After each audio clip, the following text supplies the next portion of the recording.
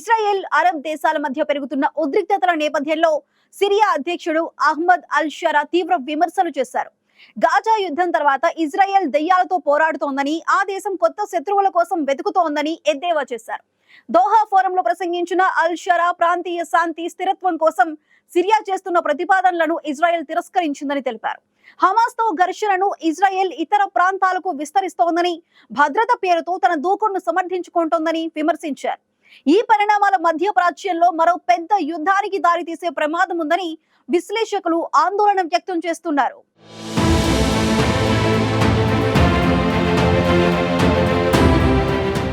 మధ్యప్రాచ్యంలో geo political ఉద్రిక్తతలు మళ్లీ భగ్గుమన్నాయి. Gaza యుద్ధం తర్వాత ఇజ్రాయెల్ ప్రవర్తన పూర్తిగా మారిపోయింది.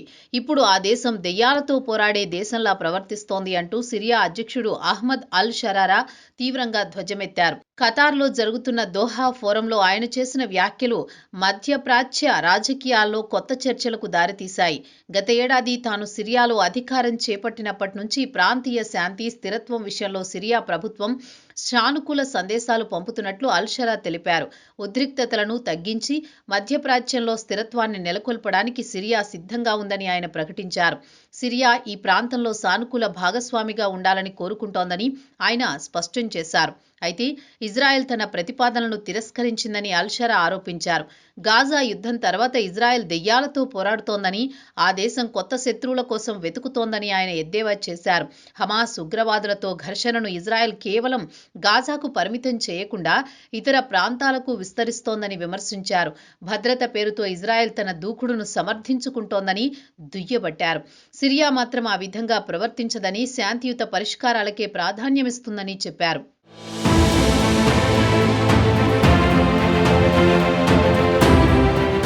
సిరియా, ఇజ్రాయెల్ మధ్య శాంతి నెలకొనాలంటే ఇజ్రాయెల్ తప్పనిసరిగా తమ దేశ భూభాగం నుంచి తన బలగాలను ఉపసంహరించుకోవాలని అల్ షరా డిమాండ్ చేస్తున్నారు. అంతేకాకుండా 1974లో కుదిరిన యుద్ధ విరమణ ఒప్పందానికి కట్టుబడి ఉండాలని కోరారు. ఇజ్రాయెల్పై ఒత్తిడి తీసుకురావాలని ఆయన ప్రపంచ దేశాలకు పిలుపునిచ్చారు. ప్రస్తుతం దీనిపై అంతర్జాతీయ స్థాయిలో చర్చలు జరుగుతున్నాయని, అమెరికా సైతం ఇందులో పాల్గొంటోందని తెలిపారు. సిరియా భూభాగంలోకి అనవసరంగా చొరబడే ప్రయత్నాలు చేయకుండా టెల్ అవీవ్ తన బలగాలను వెనక్కి తీసుకోవాలని, ఇది అంతర్జాతీయ చట్టాన్ని గౌరవించడం మాత్రమే కాదు, ప్రాంతీయ శాంతికి కూడా అవసరమని అల్ షరా స్పష్టం చేశారు. గత ఏడాది డిసెంబర్లో బషర్ అల్ అసద్ ప్రభుత్వ పతనం అనంతరం ఇజ్రాయెల్ దక్షిణ సిరియాలో కొంత భాగాన్ని తన ఆధీనంలోకి తీసుకుంది. సిరియా నుంచి ఉగ్రవాదులు ఈ ప్రాంతంలోకి చొరబడకుండా నిరోధించేందుకు ముందస్తు చర్యగా ఇజ్రాయెల్ ఈ చర్యలు చేపట్టింది. ఇజ్రాయెల్ ఈ ప్రాంతంలో దాదాపు 400 చదరపు కిలోమీటర్ల బఫర్ జోన్ను స్వాధీనం చేసుకున్నట్లు తెలిపింది. ఇరు దేశాల సైన్యాల మధ్య ఘర్షణలను నివారించడానికి బఫర్ జోన్ను ఏర్పాటు చేశారు. ఈ చర్య తమ సార్వభౌమాధికారాన్ని ఉల్లంఘించడమేనని సిరియా తీవ్రంగా ఖండించింది.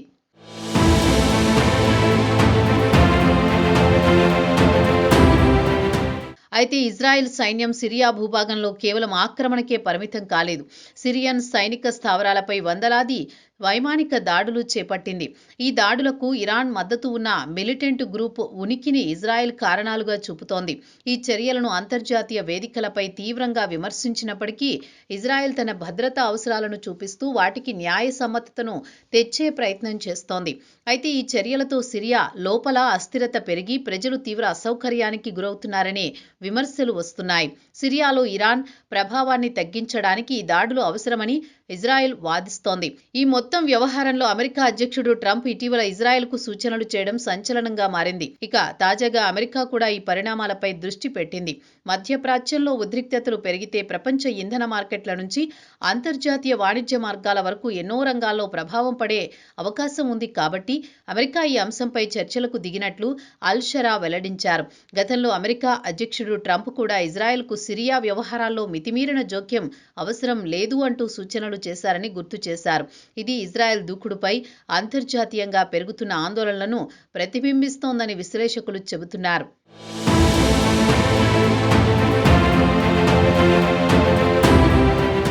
ఒకవైపు గాజాలో కాల్పుల విరమణ ఒప్పందానికి అంగీకరించిన ఇజ్రాయెల్ అక్కడక్కడా దాడులు కొనసాగిస్తూనే ఉంది.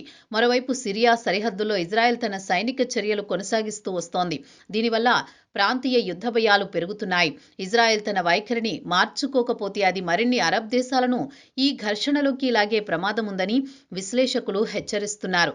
సిరియా అధ్యక్షుడు శాంతి ప్రతిపాదనలు చేయడం, ఇజ్రాయెల్ తిరస్కరించడం ఈ ప్రాంతంలో దౌత్యపరమైన పరిష్కారం సంక్లిష్టంగా మారింది. అమెరికా జోక్యం చేసుకుంటున్నప్పటికీ ఇరు దేశాల మధ్య శాశ్వత పరిష్కారం కోసం ఐక్యరాజ్య సమితి, ఇతర అంతర్జాతీయ సంస్థల పాత్ర అత్యంత కీలకంగా మారింది. సిరియా ప్రజలకు శాంతి, స్థిరత్వం రావాలంటే ఇజ్రాయెల్ ఆక్రమణలు, సైనిక చర్యలు ఆగి దౌత్య చర్యలు ముందుకు సాగాలని విశ్లేషకులు చెబుతున్నారు. మొత్తానికి గాజా యుద్ధం అనంతరం ఇజ్రాయెల్ ప్రవర్తనను ప్రశ్నిస్తూ ప్రారంభమైన ఈ వివాదం ఇజ్రాయెల్ సిరియా సంబంధాలను మళ్లీ వేడెక్కించే అవకాశం ఉందని విశ్లేషకులు హెచ్చరిస్తున్నారు. సిరియా తన వంతుగా శాంతి ప్రతిపాదనలు ఇస్తున్నా ఇజ్రాయెల్ వాటిని తిరస్కరిస్తోందని, అల్ షరా చేసిన ఆరోపణలతో రాజకీయ ఉద్రిక్తతల్లో కొత్త కోణం తెరపైకి వచ్చింది.